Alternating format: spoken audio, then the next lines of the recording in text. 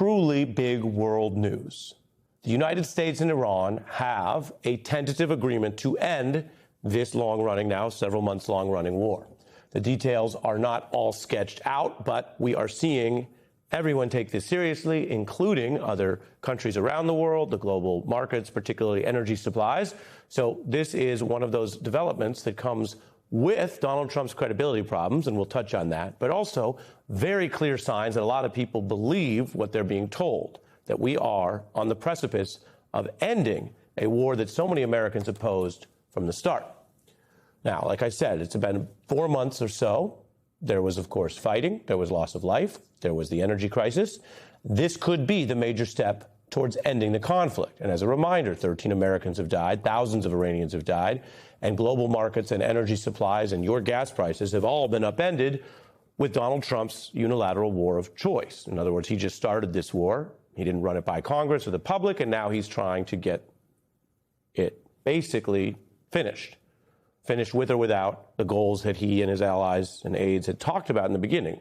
Now, the presidents in France today, U.S. officials say he and J.D. Vance have essentially signed by proxy, digitally signed a framework ahead of what will be the actual formal signing of a deal on Friday.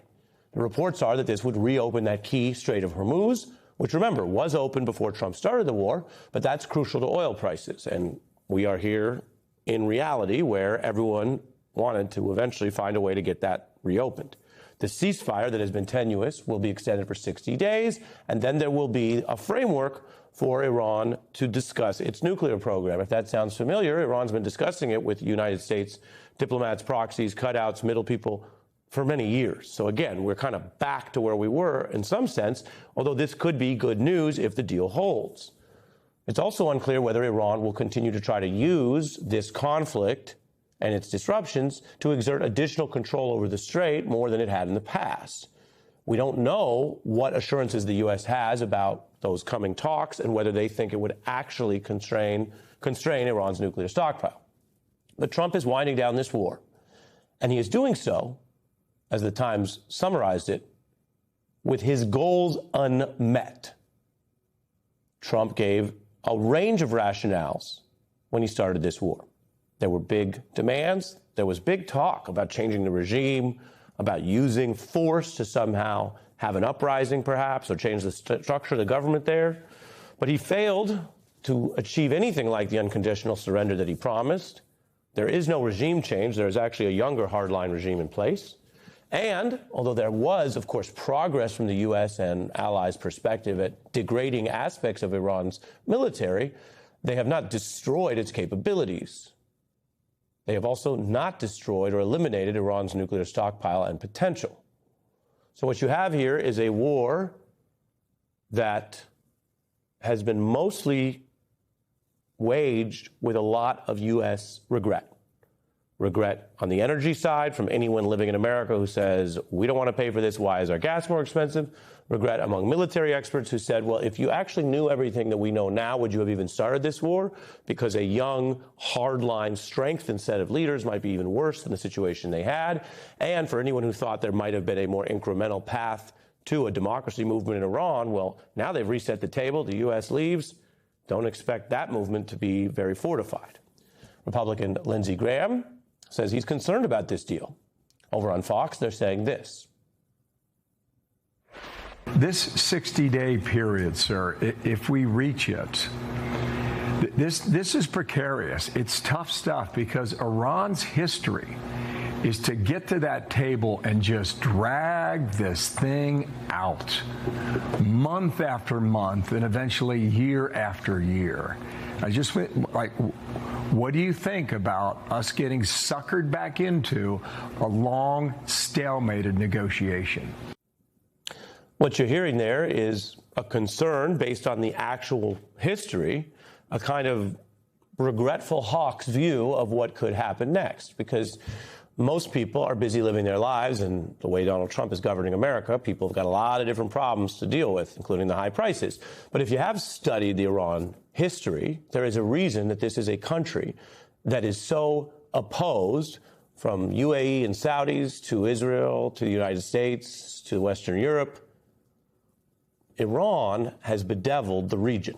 it has never been straightforward, honest, or easy to deal with. And so while it is true, on the one hand, that nobody has high hopes for a long, protracted negotiation process that will magically result in Iran backing off all of its very well-established military goals, on the other hand, remember where the status quo was. We knew all this. The military briefs all this. The CIA tells the president all this.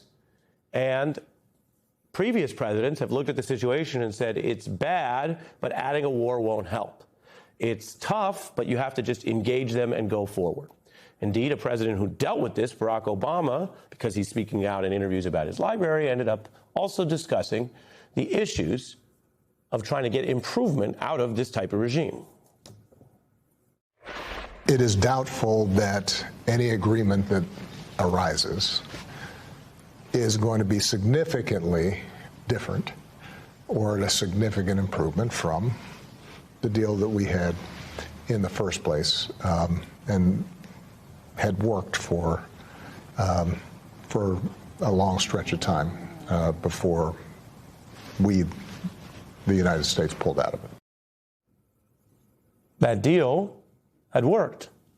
Now, what does working mean when you're dealing with this kind of country, a country that's a state sponsor of terror, that has waged war on its neighbors for years, that oppresses and kills its own people? Worked doesn't mean it's great or you're happy with this regime. But worked had meant that they were constrained and contained. Those are principles of foreign policy that are distinct from shooting first and then finding things get even worse. And then the U.S., under Trump, being brought back to the negotiating table to get what? The strait reopened like it was before the war was started? Don't mishear me. I'm telling you the news tonight is incremental progress because we are further away from escalation and a longer war. A lot of people say that's pretty much obviously a good thing. And the price of oil is receding, is sliding. So those are things that could affect you and your pocketbook here in America, and they are welcomed, and the markets are cheering them and welcoming them. The Dow hitting all-time highs on this news today. That's the good part.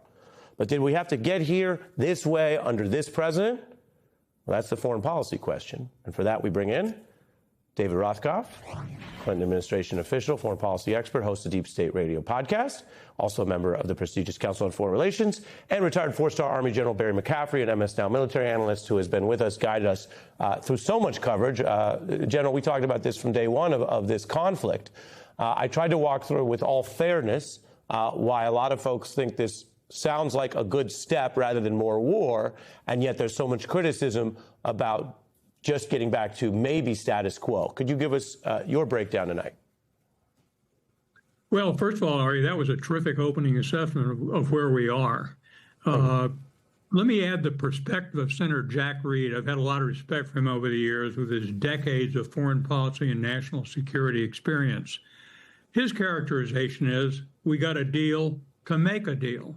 So in the coming 60 days, we may or may not see any significance to the continued dialogue. The good news, as you say, is stopping fighting is the right thing to do. So the ceasefire is positive and may well allow us to pull back major U.S. naval forces and air power from the Mideast, where they've been deployed for a long time.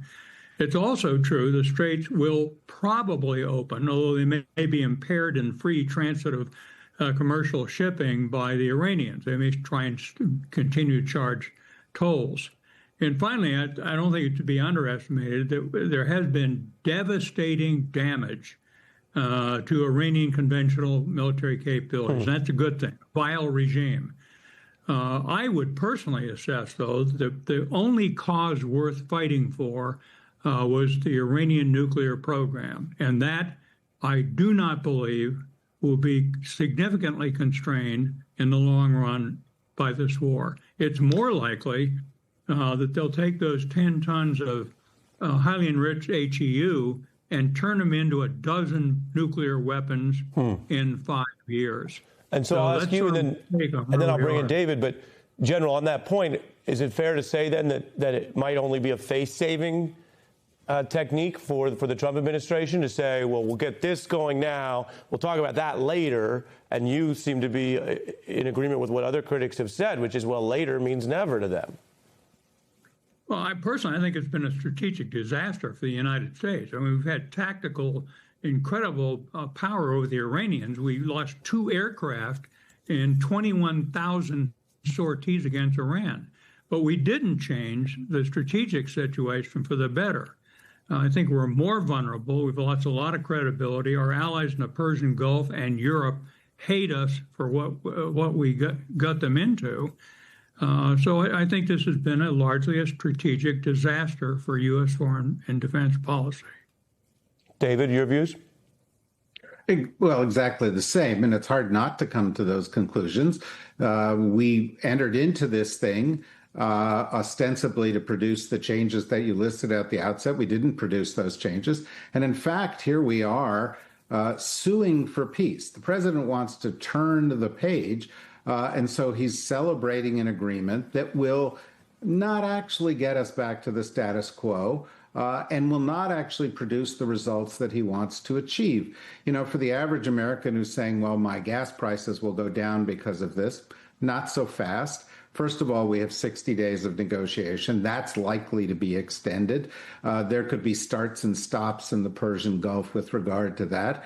But the impact of opening up the Strait of Hormuz now on gas prices will take months and months to be felt. Fertilizer ships and things like that will come after the oil ships. So the impact on food prices will take even longer to be felt. The Iranians right now are in a better position with regard to gaining a nuclear weapon, as the general said, than they were when we struck the deal, the JCPOA, that the Obama administration struck in 2015, because they have this enriched uranium, much of which they gained after President Trump in his first term tore up the JCPOA.